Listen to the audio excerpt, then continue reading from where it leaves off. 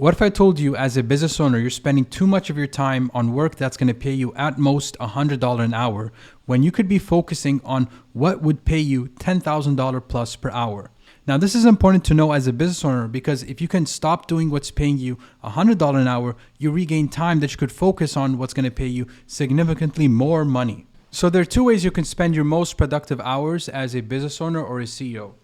Option one, you can start your day checking emails, responding to team questions, handling your calendar and scheduling conflicts and meetings, managing the day-to-day operations, just reviewing what's going on, day-to-day ops, and putting out fires. That's option one. Option two, we can choose to create systems that answer questions for us. We could create SOPs or processes that team members can do by themselves. And we could also design workflows, digital assets, AI systems that can do the work for us. Now, these two options are very different. Option one is what I would categorize as busy work. This is work that will generate you at most $100 an hour, maybe a little bit more. But if you want to grow your business, if majority of your day is busy work, then it's going to be very hard to grow your business and you're going to need to hire more people. Now, option two is what I call higher leverage work.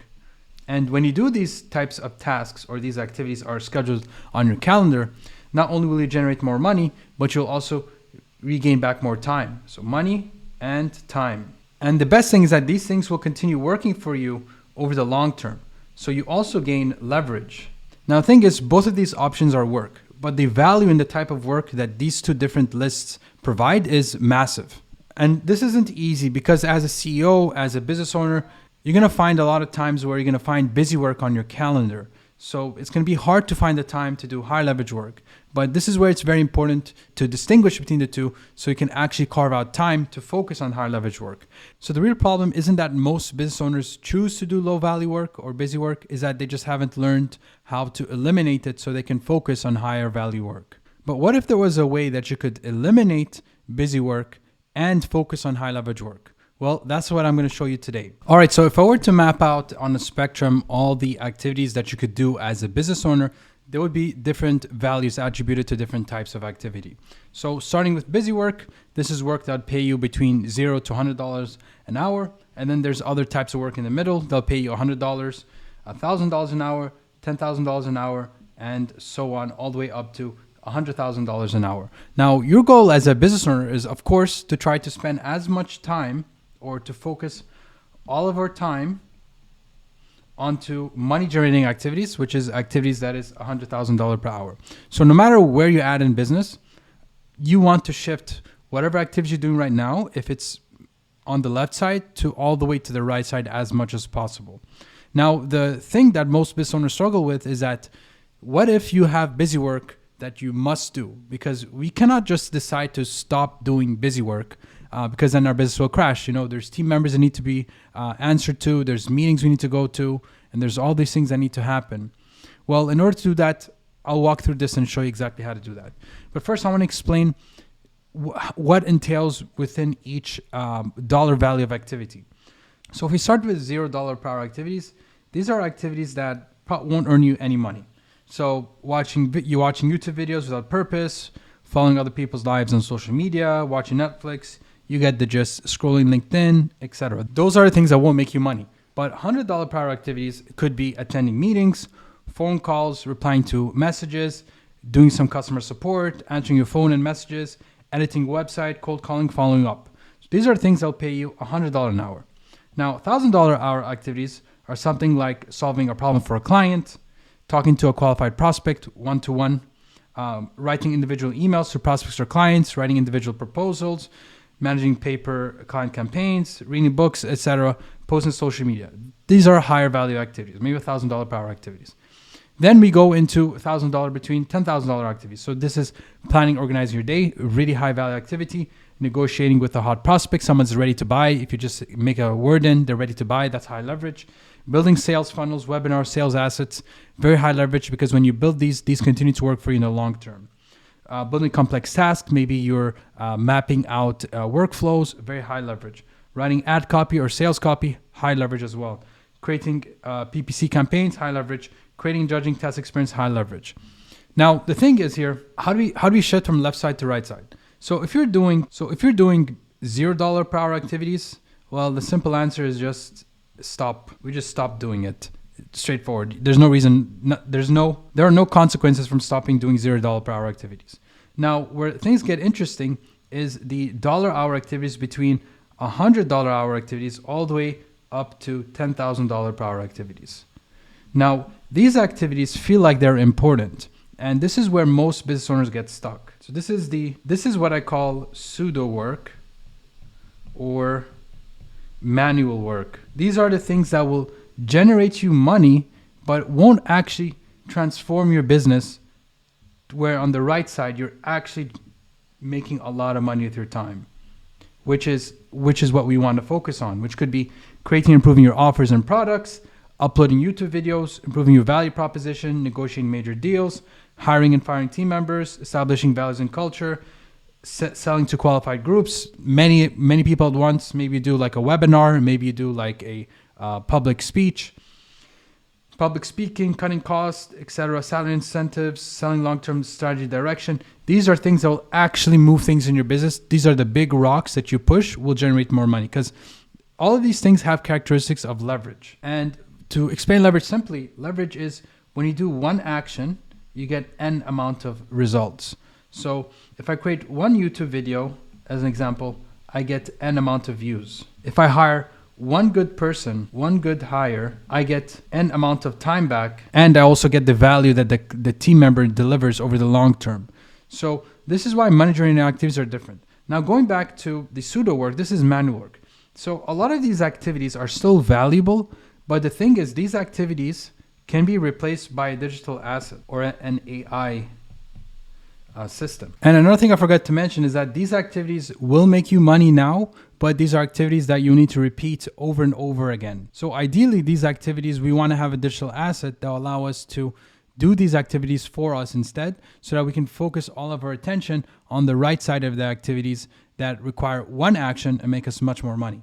Our goal is to shift our business where we are not doing the hard work ourselves, but we have AI, digital assets doing the hard work for us, and instead we are architecting the system, and we're kind of like moving the modules, clicking the buttons and architecting things, actually directing the system to do the work so we can make more money. That's what I would call a actual business. That's what I do with my clients. So if you like that, make sure to subscribe to this YouTube channel and check the link in the description for other stuff that might help you. Let's go over an example. Let's say reading books. Instead of reading books, you could take that book, put it into your favorite LLM, ChatGPT, Claude, ask it to give you the insights, actionable steps, and you could start implementing it. Or you can take the book, take the frameworks in the book, and then start implementing into your business. Let's say you're learning a leadership. You could take a leadership book, have the LLM analyze it, ChatGPT, Claude, go into it, take the insights, and start applying right away. So instead of something, the thing about these activities is that these are time consuming. So we want to convert them into something that'll regain us back more time. Let's go over another example. So let's say building sales funnel, webinars, sales assets, and writing ad copy or sales copy. So instead of you doing it manually every single time you want to run a new sales funnel, or you want to run a new ad copy or content creation you want to do, you could have templates. You could have templatized content. You could have a brand message on exactly how your voice is. You could create high converting copy that you've used previously in your business. You could train Claude or an LLM to know how to do that. You can import that skill. Claude just released skills recently. You can create an SOP or skill that Claude can start doing it for you. So instead of something taking you 6 hours or 12 hours of work time, you can get it done in 1 hour, because every hour you gain back can then be spent on higher value activities, which is the money generating activities on the right side. Another thing is attending meetings or phone calls. So another way you could do that is you could implement a dashboard that shows live updates on what is going on in your clients' accounts. So instead of them asking you for a performance review, they could go in the dashboard and they could see themselves. They could go to the workspace, they can understand what's pending, what is approved, what is going forward, what are the analytics, etc. You have the dashboard that they could see and watch instead of you trying to do performance reviews. And then if you want to do performance reviews, you could again have like a templatized structure that you send it every week that could be automated as well. Another thing, let's say team management. So if it takes a lot of time for you to team management, what you could do is you could create a Notion wiki or a knowledge base where team members can get access to the systems, the SOPs, and the training required for them to execute the tasks by themselves without requiring your help. And you should probably be able to empower them with the skills and the knowledge for them to do the work. Now, even some skills, some team members in your team can do tasks that have a higher skill cap if you give them access to AI systems. Because sometimes you can train the AI to do that skill, and then the team member can take care of that task using the AI. So if the AI is 80% good, the team member can do that task, and you can do the last 20% where you just sign off whether it works or not. And the whole goal here is to free up the time that we're spending on these activities. And then ideally, we want to be spending as much of our focus and attention on the money generating activities that will generate more money in our business. Now, what's important here, this is going to be a progressive buildup. It's not like you can just decide, I'm going to start focusing on money generating work. You need to build up towards this state where you spend all your time on strategizing things and architecting your business. Because the goal here is when you build up all these digital assets or systems that replace these tasks, then you're able to spend all your time here. And the goal here is what this is called, I like to call this innovating on systems. Because if you look at the most established businesses that are succeeding, they're building systems, but they're not building systems from scratch. They already have systems running. They're just optimizing their system to run it better. So most business owners, if they're working extensive hours, that's because they don't have solid systems or digital assets allow them to optimize their business. And another thing I forgot to mention is that you can apply the same framework to your team. So let's say you have some team members that are doing a lot of these manual work, busy work. What you could do is you could also give them the digital assets so that they can do higher leverage work. So imagine you have someone in your team, you give them the assets, they could create work much faster. Let's say take them 8 hours a day. You could compress that to 1 hour a day, and then you unlock 7 hours of team capacity in your team for one single team member. Let's say you did that for all the team members. You have a team member of 5 people. You could unlock hours back of potential time that you could use to build a new product. Or let's say you want to use them to promote a new offer, to innovate.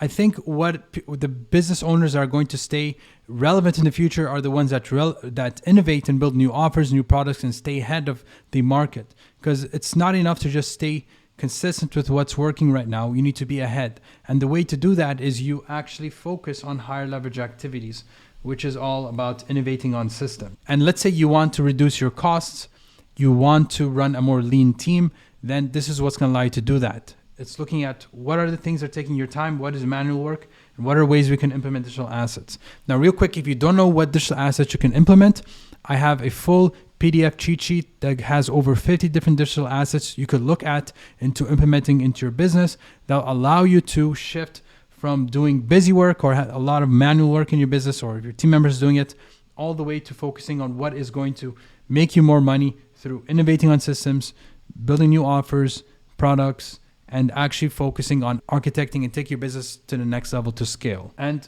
when you get to this point, you get all this work streamlined with digital assets or completely taken over by digital assets, then you start to think of bigger questions and bigger business problems. You start to think, how can we implement AI to 10x our client delivery? Or how can we implement AI to 10x our lead generation? Or how can we implement AI to improve our content delivery? How can we implement AI to expand our market? So there's ways that we want to innovate on our system so we can get more leverage. More leverage. Really, the whole goal is leverage. The work that you do on the right side when you innovate, it compounds, it builds leverage. A strategic partnership you create can generate results for years if you partner up with someone. An AI system you architect can scale infinitely, can be used repeatedly n amount of times. Resource allocation decisions, deciding where to invest your money in your business, can multiply your business capacity. And if you innovate on products and offers, you basically can expand into new market opportunities or solidify your market existence. And the real main problem is a lot of business owners are unable to reach the right side of this because most of their time is spent on the busy work side of the spectrum. They're doing all these things themselves, And that what keeps them stuck, when in fact they should be using digital assets to take care of these types of activities so that they can focus on these. By the way, if you want to know what type of digital assets you can implement in your business, I have a free cheat sheet PDF going over 50 types of digital assets you can implement in your business so you can operate your business more smoothly and generate more revenue.